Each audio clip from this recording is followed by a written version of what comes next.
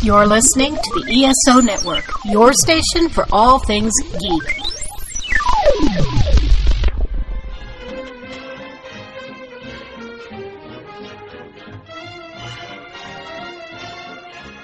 Hello, world, and welcome to Tales from Hollywoodland, a veritable feast of movies, television, Broadway, showbiz stories, and even a little bit of news and gossip with Julian Schlossberg, Arthur E. Friedman, and Stephen J. Rubin. And wait, hi, I'm your producer and announcer, Mike Faber. Today, we're remembering Robert Redford. And now, here's Steve. Thank you, Mike. Always a great introduction. You know, when Broadway luminaries pass, they turn out they dim the lights on Broadway. I felt that when an icon of Robert Redford's caliber passes, they should have turned off all the power in Los Angeles for a full minute, and I think he deserved it. But I'm not going to start talking about Robert Redford because the person amongst us who had the closest relationship with Mr. Redford was our own Arthur Friedman. Arthur, when did you first meet Robert Redford? I met him, Steve, because he had made a movie called A River Runs Through It, 1992. So it was the summer of 1992, and I had just come off of a situation with Barry Levinson and the movie he had made called Bugsy. And we had some run-ins with, in terms of the distribution of it, we had some run-ins at the time with TriStar. Word got out on that, and during the summer, we had moved out to LA. I was at the Westwood Marquis, Steve, and I got a phone call, and it was from Redford's president of his company, a guy named Tony Gans, a really good guy. He said, we heard about what happened with Bugsy, and Bob's got a little problem with the picture. Would you be involved, interested in coming and getting involved with us on this? I said, of course. Went over to Montana Avenue, where he had his offices, 2 floors up, right near Starbucks. Why not? And saw the movie on a video cassette in those days, 1992 still. Looked at the movie in one of the offices there, and immediately, being from the world of exhibition and distribution, as Julian recognized the problem they would have with this movie, and that is that it looked like an art film. And an art film, if you're thinking about making money and the commercial part of a film, you look at what's an art film, and you know that it could be great, but it's going to be limited in terms of what it's going to make in terms of business. And so I recognized that problem, and that was the problem they were dealing with. Columbia, how much would they spend in advertising? It played slow as well. It had slow, but it was a wonderful movie. And Arthur, for those of us who haven't seen A River Runs Through It, can you give us like the log line and who was in it? Takes place in the 1920s, thereabout, in Montana. It's with a family. Tom Skerritt's the father. I forget the mother, though I should remember her. And they had 2 sons. One was Craig Sheffer, who looked like he was going to be a star. Never really happened. Good actor. And another guy was a young Brad Pitt, who was not a star at that time. So there was nothing to really sell from Brad Pitt on that at that moment, although Thelma and Louise had come out. And it's about this family, and they're kind of repressed for a lot of reasons, that maybe are religious or it's just that part of the country. But it had a lot to do with they all love fly fishing. And, you say to somebody, let's do a movie about fly fishing, and whoa, it's kind of like, whoa, you forget it. However, Redford had read the book. Written by a gentleman named Norman McLean, I believe it was. And he partnered with a guy named Jake Eberts, who brought him the financing. And they made this movie for what was at that time $12 million. Made a distribution deal with Columbia. And Columbia had their execs look at this film. And of course, they recognized the problems that I recognized. So I realized there was a problem. And the way I met Redford was I looked at the picture, spoke with Tony Gans afterwards, and I said, there's another movie in here. And he said, stop. That's what we want to talk about. Is there another movie in here that can possibly be perceived as a winner, a box office winner. And I said, I believe there is. It's a matter of how we get to it, but it's there. So he said, would you like to meet with Bob? And I said, what do you, of course. I had known Redford's work from the beginning. So to me, he was the major star, of course, that he was to everybody else. Never met him at that time. And he said, okay, so now you've seen the movie. When can you meet him? I said, well, you name it anytime. He said, how about now? And I said, fine, I'll do it. He said, all right, go over to Columbia. They're doing a scoring thing with the movie in the studio. And there'll be a pass. Go in, they'll show you how to go. So I go in, and now I'm in this afternoon in August of '92. And I walk into the sound studio where they're recording or recording the score for River Runs Through It. And there were 100 musicians in this studio, 100 musicians. It was fantastic. The sound coming out was unbelievable. And then they broke, and I was in the room, the outside room of the studio with one of his producing partners, a gentleman named Patrick Markey, a really good guy. We got to talking, and then the music stopped, and out door opens up, and here comes a guy. Here comes Redford, wearing a red plaid black shirt with blue jeans and boots and stuff, and he couldn't have looked more down to earth. So we got to talking briefly, and that's how we met. He asked me, what do you think? Which is simply, what's my point of view of the picture? And I said, Bob, you ever see a movie called Spencer's Mountain?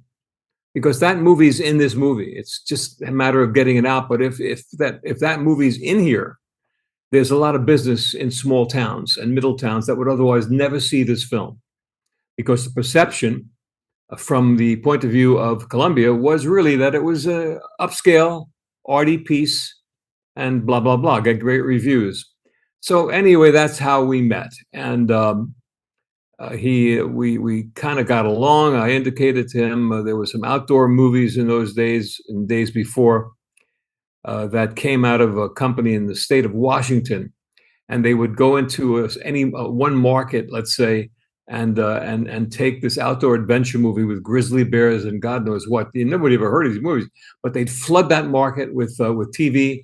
And people who never went to the movie theater would come out to see these outdoor adventure movies. Well, that movie too was in River Runs Through It, because there was panoramic beauty and scenery, the stuff that Redford shot in and around Butte, Montana, and it was just gorgeous. So therein was my introduction to him, and so I got to know Robert Redford. So for the audience to understand, there were two guys. There's Robert Redford, the movie star, as big a movie star, I think we'll all agree, as has ever been. Really, I mean, if you were to say who's the biggest movie stars in the history of the movie business, he'd be in the top 5, or God knows, top 3. But Redford was huge, and because he had great taste and maybe a little luck, he was in so many hit movies, so many great hit movies.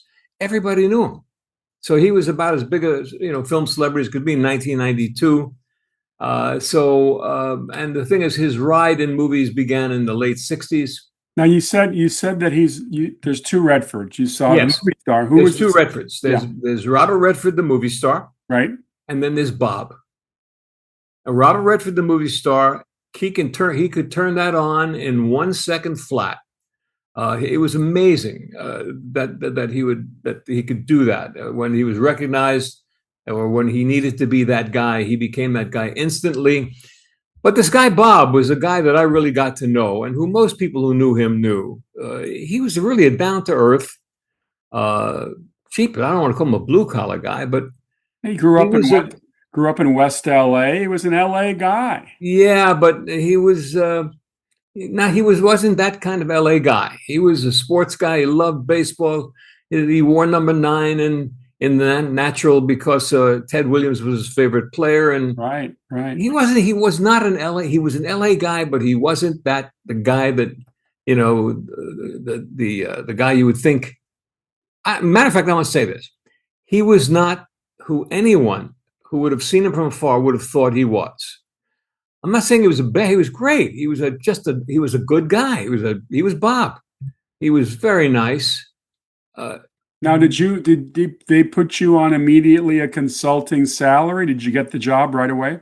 In one instant. Yeah. In one As instant, soon as and then as soon as the magic words were, but Bob, there's another movie in here that I think people are missing. And that was it. You're hired. That's it. And then how did the film do? Well, a lot of people in the industry felt that this picture was going to be lucky to do 20 million bucks.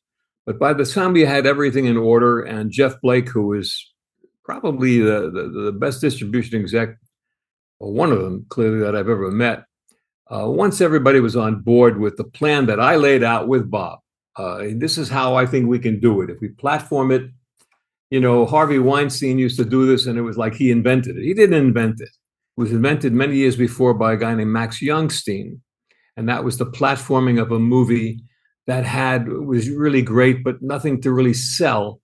And so you'd go very slowly with it into the various markets and build it out until everybody knew what it was. And then you would go and if you wanted to go wide, all across America, you'd have to spend a lot of television money. So it was a conundrum. It was a bit of a conundrum. And that's the problem that I dealt with him. But he was on board great. So he said to me, I like what you're saying. Meet me. Can you meet me next week? Where he was doing Indecent Proposal at Paramount. Meet me at Paramount, and I'll meet with you. And I want to have lunch and discuss and blah, blah, blah, which I did. So I was hired instantly. We made a deal in with the plaid shirt, and it was easy. I found Bob immediately. I mean, the guy I met was Robert Redford. He came in expecting God knows what. His antenna was always up when he met people he never knew. That I saw all the time. But once he you were okay with him, he became Bob, and that was the good guy. Let's talk sports. Let's talk whatever. He was, as I say, he was down to earth, good guy. And so the whole challenge for us was to get Columbia to come on board and go with this platform plan. And the idea was that we would cut special TV spots that were all these panoramic beauties and fly fishing and all these things that, some of these things that a lot of people didn't think would do business. We made it a plus. And we cut these 30-second spots. Sid Ganis was over there. He was great. And they all jumped on board once. Bob asked me, what can I do? I love what you're saying. It sounds terrific. What can I do? And I said, you can call Mark Canton, who at that time was the studio head under Peter Guber and John Peters, and tell him that you'd like to be able to go with this plan and have it as an inflexible plan of distribution. No movement, no exhibitors pounding on the door on Monday morning saying, we got to have the movie somewhere where a town that shouldn't be playing it until it's sold in that, nationwide. Because that would happen a lot of times. I saw it happen to Barry Levinson's movie Avalon. And they opened in New York, the grosses were huge, and everybody came hitting, and they went into towns they never should have gone into, and the movie came and went real fast. So anyway, Bob made that call, and of course Mark agreed instantly, and it was done. So it came to the platform, the last one. It was like the fourth weekend. We had gone to the mainstream towns. We'd gone to the suburb of the Bostons and Chicagos and LAs and New Yorks. We had then gone out a little deeper into places like Worcester, Mass, or Springfield, or Middletown, Ohio, or whatever. And then finally, the decision had to be made as to whether they were going to go wide and go with thousands of prints and go into small towns where we believe there was money, where there was a lot of business, which are generally overlooked by most films, or certainly were at that time. And so there was a meeting on a Monday morning. It was called. There were about 40 suits and skirts in that meeting at this long board. The decision was to spend $12 to $15 million, whether they would spend that. I can tell you they paid him $12 million for the movie. He brought in a finished movie. They gave him $12 million. And the advertising cost at the time was minimal, about $2 or $3 million. So this is a very big decision. And we had the meeting, and it went fine. It went good, but the picture performed on every one of those platforms, even where there were some question mark towns, Western Mass, where there were these small rural towns. When we got in there, a little bit, put our foot in the water, it performed. And that was without the big advertising cost, which was now about to come. Well, so I always remember Mark Canton asking me, sitting at the head of the studio, and he said, "Hey, by the way, you think Bob can sign 6 pictures for me, headshots? It would be great." Which comes down to what the movie business is. So anyway, they made the decision to go. We made the speech. I made the speech on behalf of our team, and the speech basically was, it's like the little engine it could. Let's give this thing a shot and see what happens. You asked the question. The guys outside in the industry thought if they were lucky to do $20 million, I made a bet with one of the guys, a good bet, a large bet. And he said it would do closer to 20 million. I said it would do closer to 50 million. And when it was over at that time, it did $43 million. Wow, that's a big not only I won the bet, but the idea was that thing performed. I mean, you were seeing numbers that you couldn't believe. There was one morning, Redford called me and he said, "Arthur, if the reception on this call is bad, it's because I'm on my horse." And I said, "Nobody ever called me from a horse. I mean, seriously, you're on your horse." Have your horse slow down, because I'm going to tell you something. We just broke the records in about 182 theaters playing in Yeppinsville, nowhere, USA. They're coming like droves. They love the movie, and he was delirious. You see. Did your campaign benefit from good reviews? Great reviews. Yeah. They opened it. Columbia opened it just exactly as it should have been opened. East Side New York, West Side LA, Chicago Water Tower, Boston copy. They did what they had to do. They did exactly the right thing at the opening.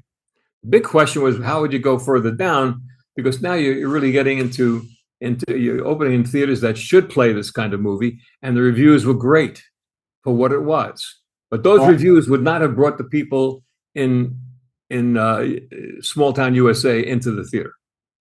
Now, I know that you also worked with Bob on Quiz Show, but before we get into a discussion of your experience on that film, we should talk a little bit about how he really broke into the business. And I remember seeing Robert Redford on a very, very atmospheric episode of The Twilight Zone back in the early 60s. He did an episode called Nothing in the Dark, where of all people, he plays the angel of death, and perhaps the most charismatic angel of death in the history of show business. And I think Rod Serling really liked him. I think he's also in a live television drama that he did on Broadway. Julian, wasn't it called In the Company of My Fathers, or In the Presence of My Enemies? It was a Holocaust TV show. And of all things, Bob played a German soldier.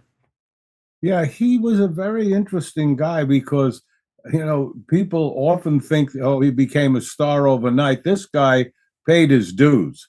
He did a lot of early television, Hitchcock and Twilight Zone and Perry Mason. He was doing all these shows at the same time. He had a very small role in a Broadway play called Tall Story, which he ended up doing in the movie, too, a very small role. But Mike Nichols changed his life. Mike Nichols cast him in Barefoot in the Park with Elizabeth Ashley, and that changed his whole trajectory. This guy became wanted for the movies. And his whole life changed, A, with Mike Nichols, and B, with Sidney Pollack, when they did this little movie called War Hunt, which was starred John Saxon. Sidney Pollack was an actor then, not a director. They became real close friends. And as we've seen in the business, they made 7 movies together, many of them huge successes. And that was the beginning of Barefoot in the Park, into War Hunt, Sidney Pollack, and then the explosion is Butch Cassidy. And but Julian, you have to be clear on Barefoot in the Park. Mike Nichols brought him on Broadway. It was a Broadway play. I said that. Did you? I'm sorry. The movie, of course, came afterwards. Oh, no, he did the movie too, but Gene Saks directed the movie. Yeah, but because we were doing this show, I really did a lot of listening to his interviews, Arthur, and I'm interested in asking if this is what I found. I found an extraordinarily intelligent man who also appeared to be really articulate. I mean, this guy is not humping or fumphing. He's talking sentences, intelligent sentences. He was really a much more that I realized. I mean, I certainly knew he was a fine actor, but I didn't know how intelligent it appeared to be. When I interviewed Sidney Pollack said he was the most comfortable actor he ever met in front of a camera. He said he never worked with any actor more comfortable in front of a camera, which I thought that's an interesting observation. What did you think about the intelligence aspect, Arthur? Highly intelligent guy, down to earth, very much involved in political things. That would absolutely be true. And I never saw him get angry. I so help me. I saw a lot of him. We were together a lot. And he saw things. He was kind of quiet. A lot of times you could judge his whole persona by just folding his hands behind his head and laying back in a chair and thinking. But you're right. He was intelligent. There's no question about it. Articulated well. Didn't necessarily come from that kind of a background, but he developed into that background. These things you mentioned, he did like all of Clint Eastwood's and all those guys. They did all those TV shows, the Westerns. There were so many of them that gave him experience. The interesting thing about Redford was that anyone who was in the business who saw this guy said, there's definitely a movie star in this guy. He was a handsome guy. And it took the Barefoot in the Park movie. No question the show on Broadway propelled him into that. But it took the movie. But there were a couple of movies before that he made. Inside Daisy Clover, that bombed. He made another one with Natalie Wood. There was just no. But when you looked at him, you said, this guy has got to be a star. And the question is, when would it happen? So he struggled through that stuff. The Inside Daisy Clover is not a great movie, but and a couple of Property Condemned, maybe something like that with Natalie Wood. That's it. But he became very friendly with her too. That's something that worked well for him. Well, you slap a mustache on this guy and put him in a cowboy hat, and oh my God, the women must have loved him in Barefoot in the Park, but his performance in Sundance. Butch Cassidy and the Sundance Kid appealed to guys. I mean, we all love Bob Redford. Who is this guy? Yes. Well, here's the thing. I have in my forthcoming memoir, I do a piece, of course, on Redford, and it starts with these words. There are movie stars and then there are superstars. Not too many stars achieve superstardom. Robert Redford did. Now, once he did Barefoot in the Park, he became a movie star. But I think, as Julian just mentioned, when he then did Butch Sundance, he became the superstar. And from then on, he was batting 800 baseball style. I mean, he was hit one hit after another. I do find it interesting, according to some of the research, that Steve McQueen was originally cast as the Sundance Kid. Would have been great. But it would have been interesting to see him opposite Paul Newman because they were rivals forever. But there was there were some issues with billing and contracts, and the part would eventually come to Bob. Although another person who was considered for Sundance, really an unlikely person, but Jack Lemmon as the Sundance Kid, that would have been an entirely different take. as Julian slaps his head. Whoa. You know what was interesting to me? They asked Redford on an interview, anything that you wanted that you didn't get as a movie star? He said, oh, yeah. He said, I flew to see Sam Spiegel. I wanted to play Rasputin in Nicholas and Alexandra. And Spiegel said, what, are you kidding? You're going to play Rasputin? And he said, look, I'm willing to test. I'll put the beard on. I'll do the whole thing. And Spiegel said, no, we can't do that. No, not going to happen. The second thing that surprised me was that he wanted to play the Phantom in Phantom of the Opera, and went to Andrew Lloyd Webber. And Andrew Lloyd Webber, like Spiegel, said, "You're going to wear the mask? That's what you're going to do? I mean, come on." Cover your face. Yeah. And so, Well, but that's so interesting to me, guys, because you would think that whatever Robert Redford wanted to do in a movie, he could do. And there was examples of two that he really went to fight to do. And there was a third, Julian. There was a third. And it should have been him, really. That's a great story. You tell that story. Oh, no, Bridges of Madison County. Oh, I thought you meant the American president. Well, that's a different story. But he had it. He was going to do it. And decided that it just was a little too political. He wanted to. What happened was he was directing movies at the time, and he wanted to do. He said at least 3 more movie star movies, and he felt that may not have, been a good decision late on, because I think Rob Reiner was pretty well into pre-production with American President, a great movie that Michael Douglas should have kissed. Redford, because Michael Douglas was fantastic, as was Annette Bening. What a great movie that was. Well, apparently the early drafts were much more political when Redford was on. Right. And I think Rob wanted to do more of the comedic side of it as well. And I think that rubbed Bob a little bit the wrong way. One other point I wanted to make about Sundance, Sundance Kid's real name was Harry Alonzo Longbow. That was his real name. He was once arrested in the Wyoming town of Sundance. Hence, that's how he got his name. So he became the Sundance Kid. By the way, according to Bob, on a number of accounts, the Sundance Kid was his favorite role of all of his roles. So in reading up about it, he and Paul Newman had a lot of fun on that movie. They were perfect. Perfect. Perfect chemistry. Perfect. As it was in the movie that followed it, called The Sting. And we'll talk about hits. Can you imagine following up Butch Sundance with a picture of the size of The Sting? But he and Paul Newman was a great movie star. But they both just something happened, and it was, bigger than a breadbasket. And they were great together, without question. And one of the things I found out, I was very surprised at, was that, as we know, George Roy Hill directed both Butch Cassidy and The Sting, but he then went and did with Redford Waldo Pepper.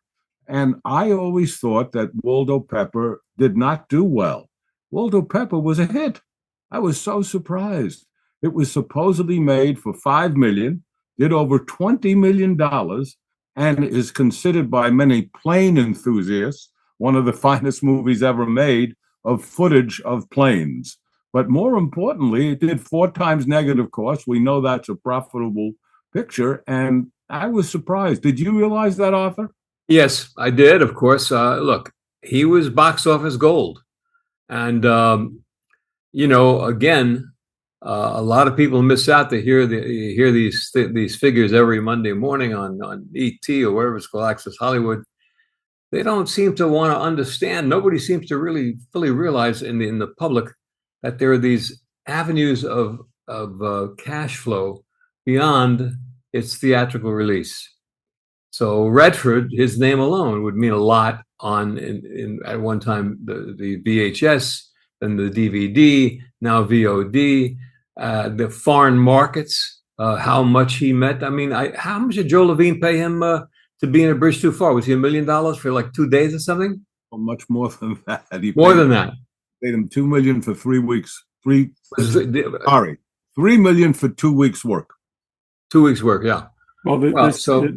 Excuse me, Arthur. Yes, the same year he did The Sting, he joins Barbra Streisand and does probably one of the most romantic movies Hollywood has ever produced, which is called The Way We Were, at least for that generation. And I'm not really a romantic film enthusiast. I do go to see them and I enjoy them. But this movie was probably at that time one of the most popular pictures amongst women. And of all time. Just did a lot of business. What we were was poetry in motion. I didn't realize that the screenwriter, Arthur Lawrence, based the whole story on his own relationship with Farley Granger. That Arthur being a gay man and his relationship with Farley Granger inspired this story, the love affair. I found that kind of fascinating. Um, that movie just played and played and played. That probably did grosses off the charts for that kind of movie, right, Arthur? It did, absolutely. But again, think about it. Movie stars, and there are many movie stars. There are very few superstars. When you get a movie the scope of Butch Sundance, The Sting, and The Way We Were, kind of back to back to back, it's ridiculous. You're then a star of stars and all that goes with it. The reaction of people, everybody knew Redford. They all knew the face. There were times that I've heard that Michael Jackson, as an example, could never walk outside of his home or go on the street. Elvis Presley could not do it. He couldn't just go out.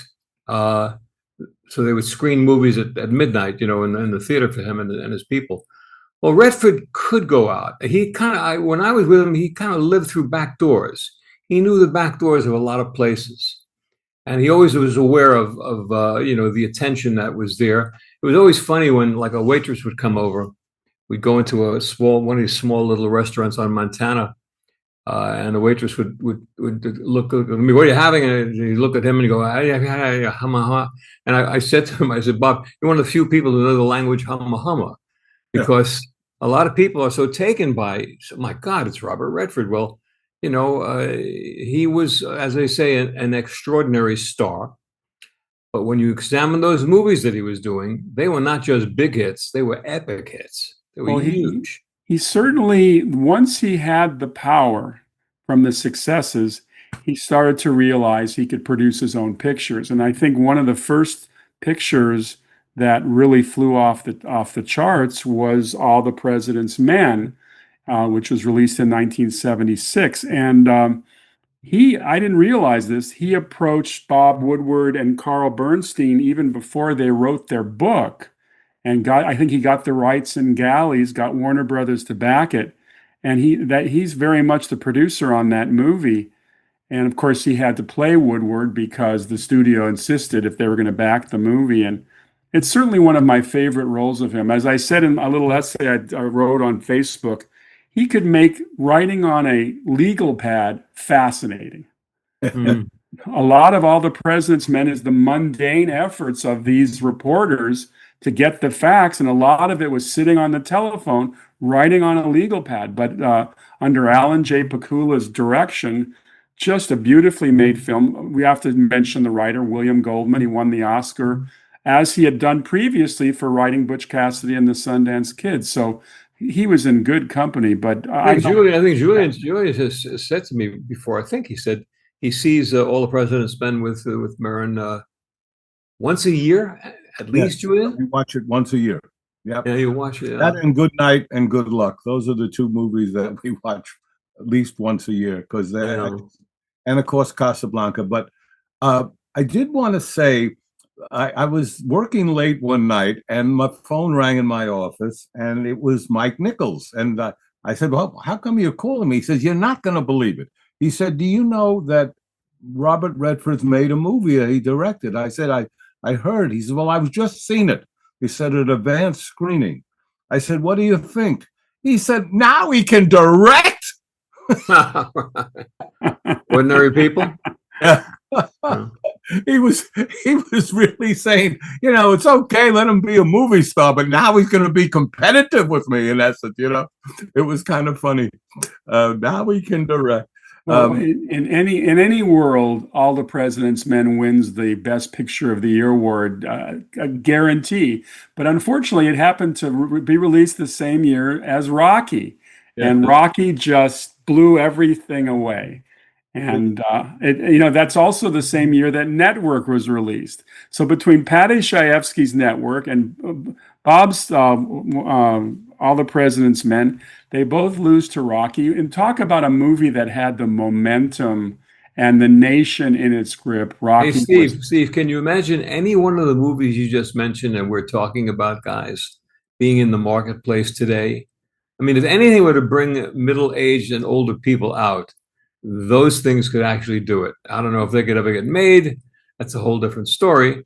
Well, Well, not one of the. I'll name one of the best pictures we haven't even mentioned, and we all love 3 Days of the Condor, which is a sensational movie on all levels. Just on all levels, based on a book called 6 Days of the Condor. So obviously they had to lose 3 days to. They negotiate all the time in Hollywood, Steve. As probably the most arresting opening. The first 15 minutes of 3 Days of the Condor just I won't give them away because we don't give spoilers on this show. But if you ever want to watch a gripping thriller, watch 3 Days of the Condor. Sidney Pollack directed it.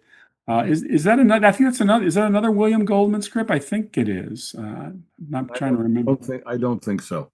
You know, but how about that? All these movies we're mentioning that he made, these big hits, are today just as great as they were then. Yeah, they stand. You watch 3 Days of the Condor today, it's fantastic. Any of these movies work. And now, of course, we're able to watch them on our big screens at home with crappy sound in many cases. Now they got to sell you a sound bar to put it across the bottom of the screen so you can hear it. Excellent. But all of these pictures would stand up today without question. Excuse me for interrupting, Arthur. You're right, Julian. It wasn't William Goldman. It was Lorenzo Semple Jr. and David Raphael who wrote that screenplay.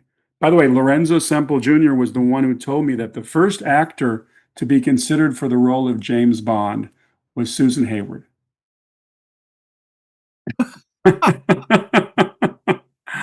Casino Royale was purchased by a producer actor. And they were grooming Susan Hayward to be a female secret agent. That is a fact. And I got it straight from the horse's mouth. You guys see a movie called Indecent Proposal with Redford?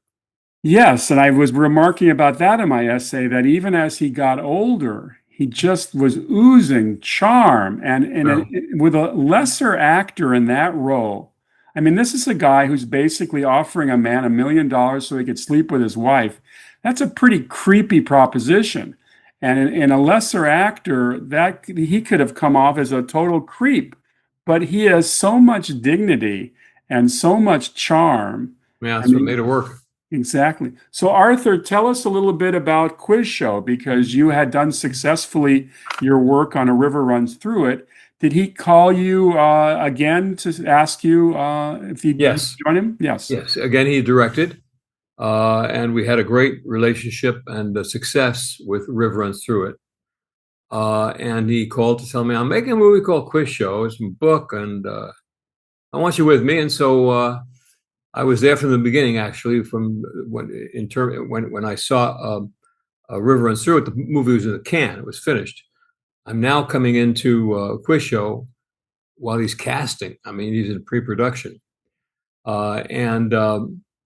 Let me just shift real fast on Quiz Show. This is a great movie, guys. I mean, nobody seems to mention this in top 50s or top 100.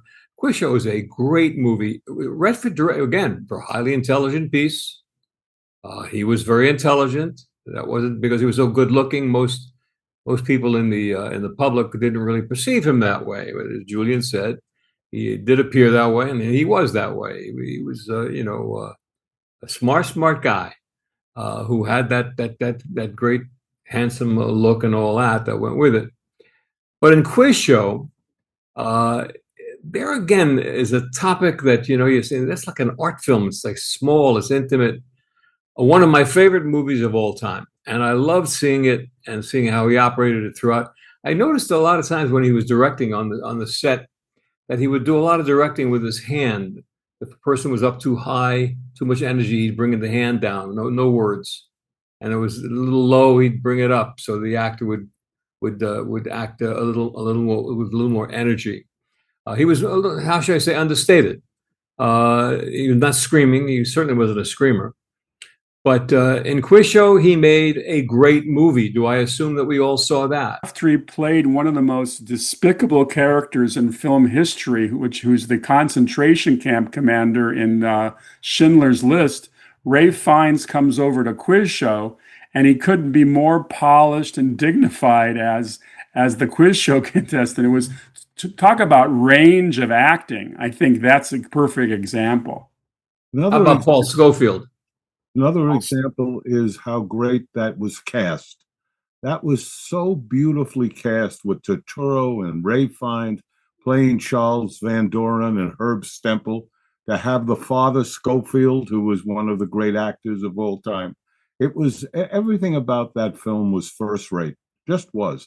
And having lived through, as I'm sure you guys did, watching 21, the show it was based on, every week, it was great to revisit it, even to see Jack Barry, who was the MC. It was really a terrific film. And once again, Redford showed that he really had it. I mean, this guy really had the talent.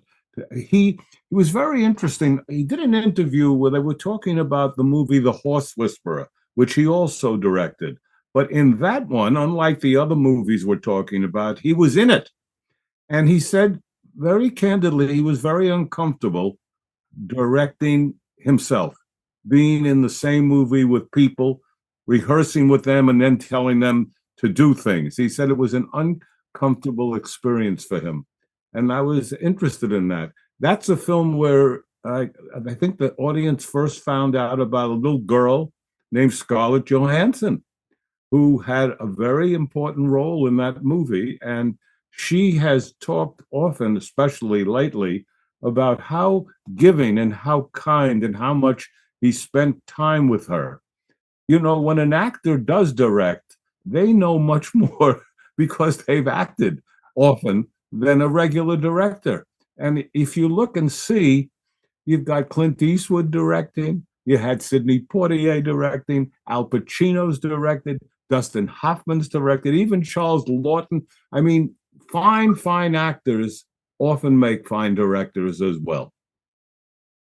An interesting case study of his directing in Quiz Show is how he handled Paul Scofield, who was so understated in that movie, but was brilliant. Not a word over a middle. His energy level was just so in the middle. Just, you know, every word that came out of this guy's mouth, but every look on his face, he was perfect in that film. His son, this happening to his son, he taught him all this stuff about, you know, being a good person and the rest, and his son. He himself is an eminent historian. Mark Van Doren was an eminent historian. To have this happening, like you say, Arthur, was as we would say, a shanda. Yeah, it was a shanda. So Arthur, on A River Runs Through It, you came up with the platforming idea. On Quiz Show, did you come up with a similar approach, or was it a wide release from the get-go? No, it was the only thing I could suggest on Quiz Show. And we worked with the Disney guys on it, and they were terrific. Was that there was no platforming to it. It was what it was. It was going to only appeal to people who, you know, more, shall we say, intelligent, who like intelligent films. And the whole plan on it was that I met with the Disney guys and I said, all we ask guys is one thing. Every theater that you go into, please make it the best theater in town. Please make it the best auditorium in that theater. Maybe you'll even check out and see that the sound is good there and the people are courteous. You're going to get high-class people seeing this movie. And they did. They played it in the best theaters available. That was the plan. Just play it upscale. And because this picture killed them when it played the Harvard Square Theater in Cambridge. It died in Tuscaloosa, Alabama. There was nothing you could do to save it. Nothing against Tuscaloosa, but it played upscale, and that's just where it worked. And the interesting thing at that time, we'll remember all these films, that I mentioned it to Bob, just doing a little research. There was a movie called Shawshank Redemption. Its initial release grossed $24 million, 1990, something like that, 91 something. Did $24 million. There was a movie called The Player, made by a friend, Carrie Brokaw. Terrific movie. Upscale. Did $24 million. Interesting, huh? And I told Bob, I said, I have a feeling I know how much business we're going to do. And he said, tell me. And I said, $24 million. He said, we're okay at $24 million. and the picture did $24 million.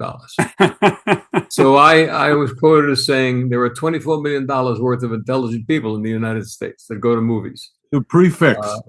Yeah, that go to movies. Imagine Shawshank Redemption. You talk about word of mouth. My God, what an afterlife that has had. By the way, I'm completely convinced that if the movie had been given a different title, people would have gone to see it. But when two couples or a couple's trying to determine what they want to see this weekend, and the wife says, "You want to go see that Shawshank?" Blah blah blah blah. And I think the title killed that movie. But the antidote to the title, Steve, was the word of mouth on the movie of those who did go to see. Right. It would beat that. It would beat the crap out of the title. And I grant you, the title is not good. Not good. But there have been other pictures with terrible titles. There have been. Argo. You ain't going to get worse than Argo. ARGO. Well, I got one from Columbia. Actually, Fargo's not great either as a title. Which one? Fargo. Fargo. But I worked at Columbia in the mid 80s, and we had a movie called Krull, Krull. Actually, not a bad little fantasy adventure movie. Did no business. Krull just died. I was watching TV last night. The Sundance Channel was doing a tribute to Bob Redford. So I caught The Natural at the very beginning, and I sat down. I had not watched The Natural in a long time. And what a perfect role for Bob Redford. What a perfect role. And I had to read up a little bit on this movie. I didn't realize it was based on Bernard Malamud's book, which apparently was inspired by King Arthur and the Knights of the Round Table, of all things.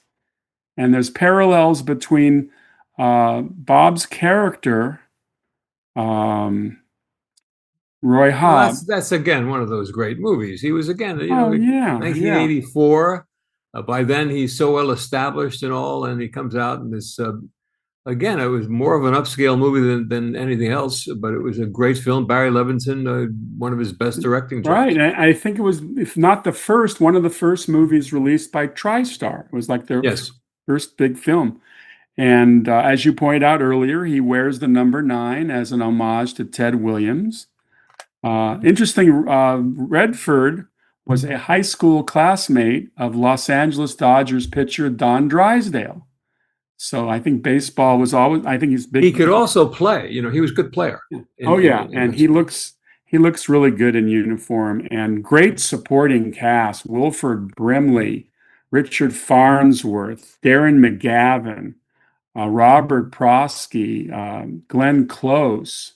Great cast. Great cast. Prosky was great, wasn't he? He was so believable. Yeah. Yeah, he has that devilish gleam in his eye. He was the original on Broadway, the original coach on championship season. Oh. I'll tell you guys a story that you may not know, and that I learned, of course, and not from Redford, but from Levinson, on The Natural. So the movie's in the can. They put in some temporary music with it. They screen it, and it's a dud. It played flat. It just didn't work in the screening room, and they decided, well, they're going to have to get some kind of a better score that would maybe help, because it played very slow, which is a thing it can't be in film. It can't be too slow. So they go out and they hire Randy Newman. And Randy Newman is in the rehearsal room at the production place where they had the film. And Barry would go by the room every now and then, and he'd hear this pounding on a piano. Da, da, da, da, da, da, da, da, da, da, da.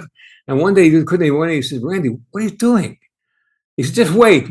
I got this idea." And they waited. And then they put that score with that movie, and it was a hit. That score was Steve, you're an expert at scores. How good does it have to be like the score from The Natural? Well, it's funny because I went to the Dodgers game the other night, on the night they announced that Redford had passed, and I kept thinking that the scoreboard would show that ultimate scene where he hits the home run, and that music, that swelling music. Yeah. Oh my God. And the fireworks going off as the lights splatter. It may be one of the most effective endings for a movie ever. Yes, it's an inspiring score. And when the ball hits the light and it bursts, there's a note that Randy Newman writes that it just happens at the same time on purpose. Of course. Yeah, no, it's What just a great just score that was. swelling. But another great Redford movie, you know. I do want to mention a movie that maybe not too many people have seen. It was released 12 years ago, called All Is Lost. And he including plays the box office. I'm sorry? Including the box office. I think if you're not familiar with this movie, it's a one-man movie. He basically plays the captain of a yacht, a small yacht, and in the mid-Pacific, wherever they are, it capsizes, and the movie's about his survival. It is a harrowing movie, and apparently Redford, being the guy who doesn't use a lot of stuntmen, he's in the water most of the movie. In fact, he said the water from the rainstorms that was hitting them, the phony rainstorms, was hitting him so much he lost 60% of his hearing in one of his ears. One of the things. Well, here's one. I want to just say this. Julie and I talk sometimes about these sure thing movies with a cast you can't. How can I miss? I can't miss. Try this one, guys. Robert Redford, Tom Cruise, Meryl Streep, and it bombed. Remember the movie? Yeah. I don't There's remember. any reason. Is that Lion for Lambs? That's right. Yeah, I never saw it. No, that's neither do most people. Redford, Tom Cruise, Meryl Streep. You think there's any sure things in this world?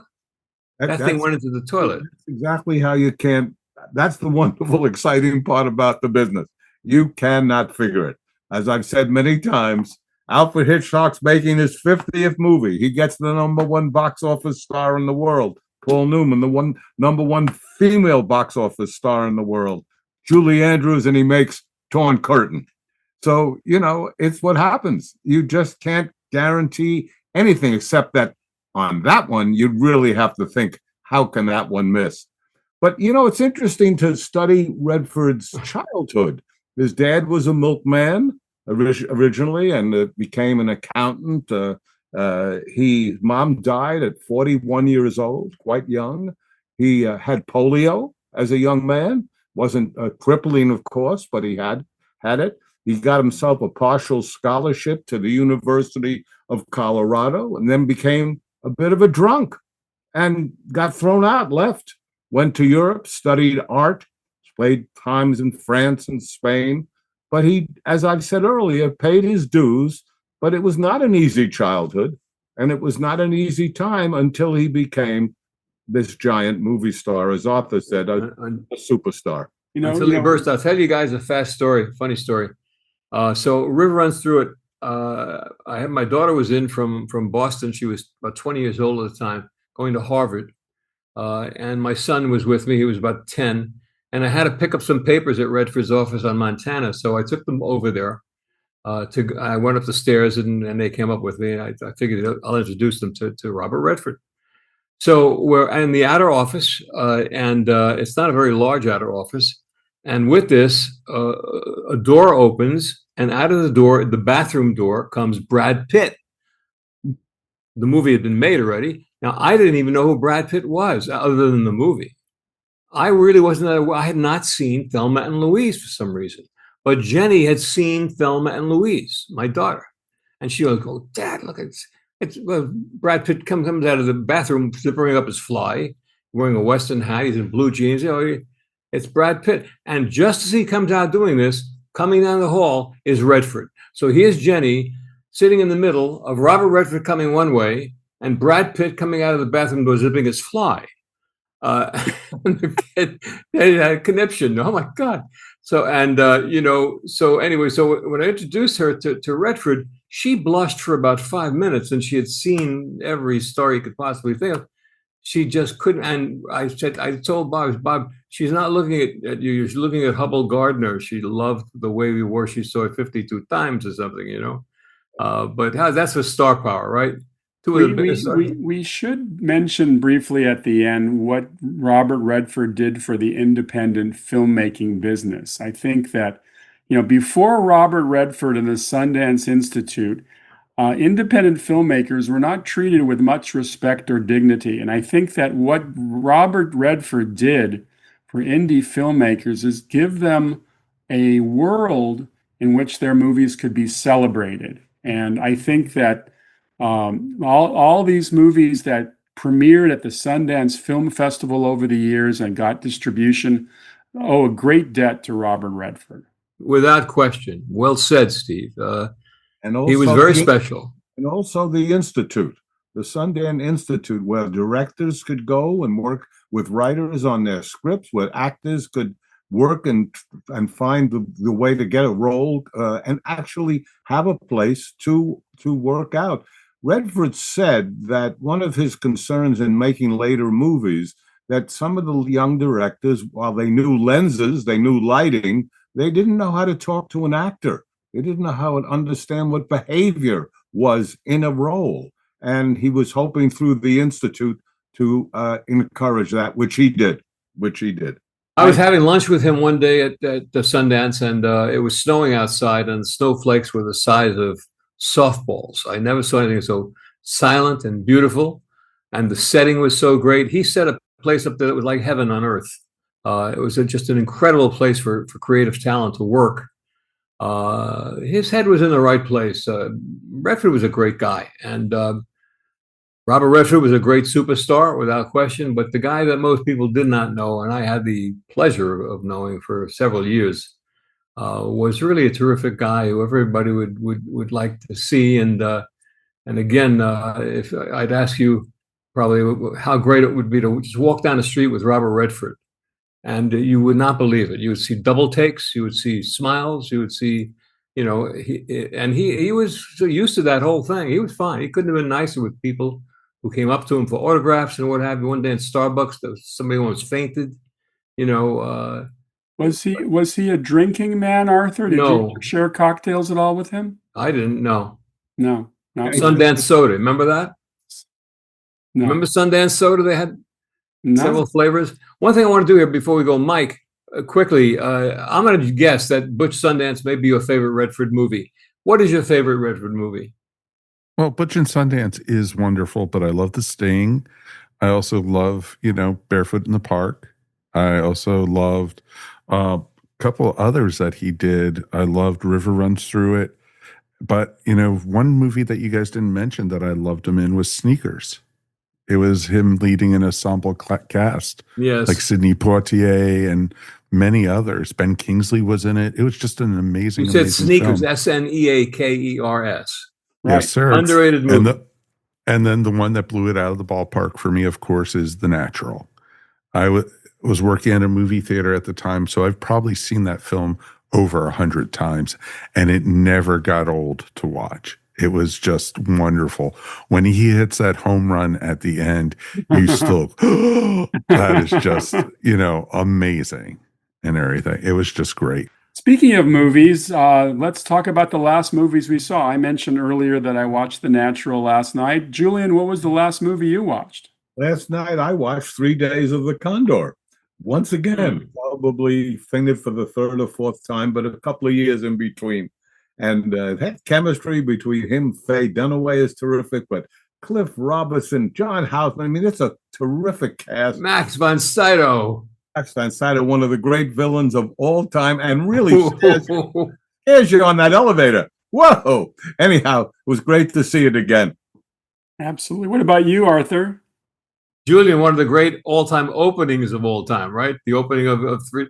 Yes, Steve had mentioned it. We can't give it away, but whoa.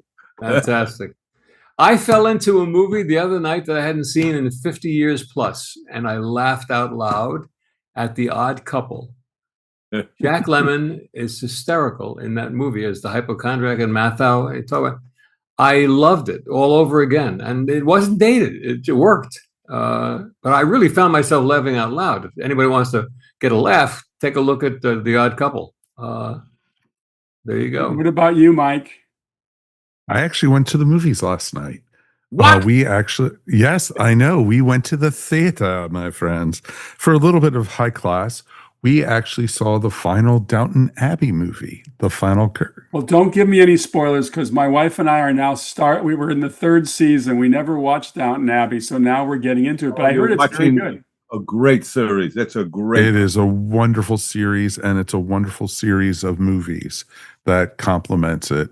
And because it continues the TV series up on the big screen. And tonight, the movie we saw was literally the final of it, and wraps everything up. So without giving any away spoilers, what year is it when you wrap up this latest movie? 1930. Okay, so that's about as far as they get. Got it. Okay. Yes. So they end in 1930. So before the crash had already happened. Right. But they don't show it on the series. They just talk about it in the movie.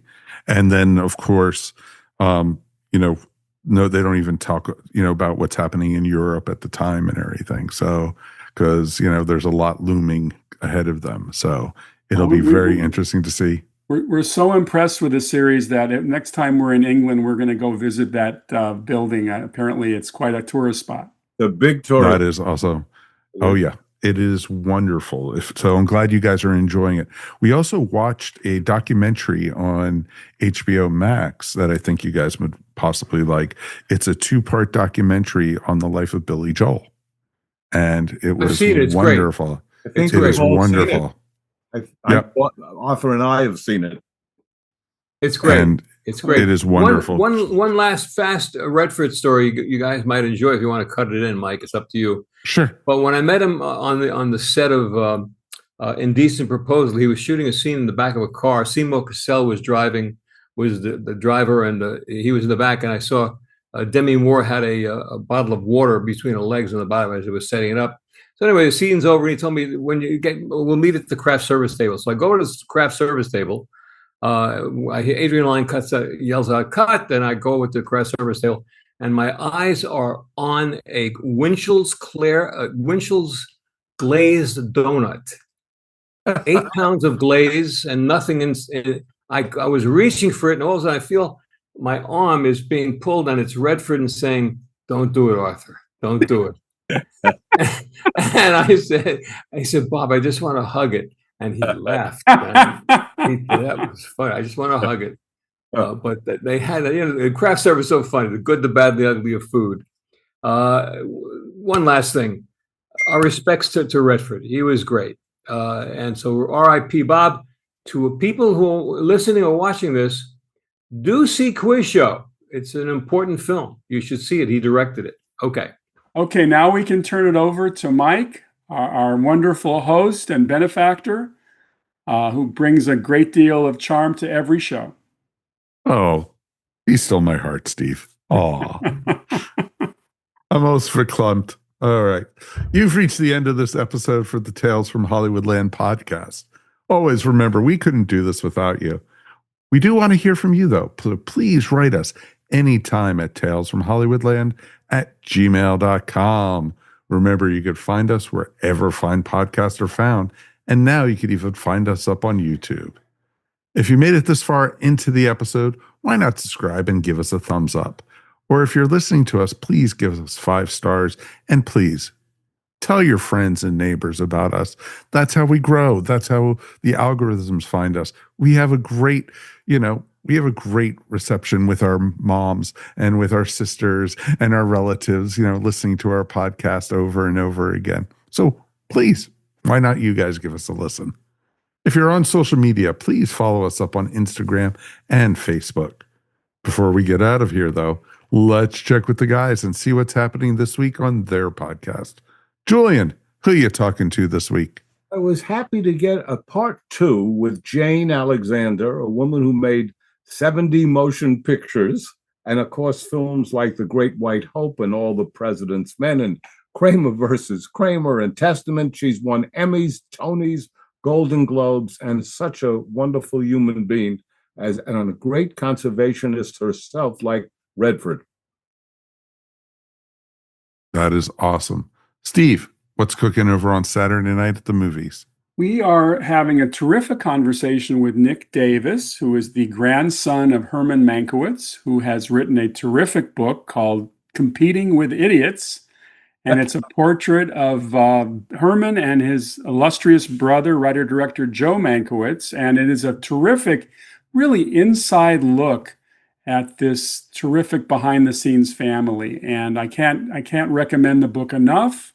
And Nick gives us some further insight into his family, which of course includes Ben Mankiewicz, the host of TCM.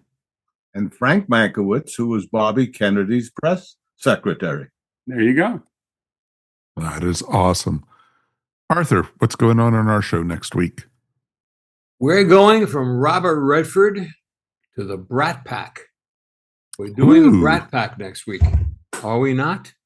Yes, We are. We are. We are. And the Brat Pack was John Hughes, the writer, who Ned Tan, studio head at Universal, once said, John Hughes vomits script. Anyway, we're doing the Brat Pack. There you go. That is awesome. On behalf of Steve, Arthur, and Julian, thanks again for listening. This is your producer and announcer, Mike Faber, and we will see you here next time on Tales from Hollywoodland. Your Hollywood adventure starts right here.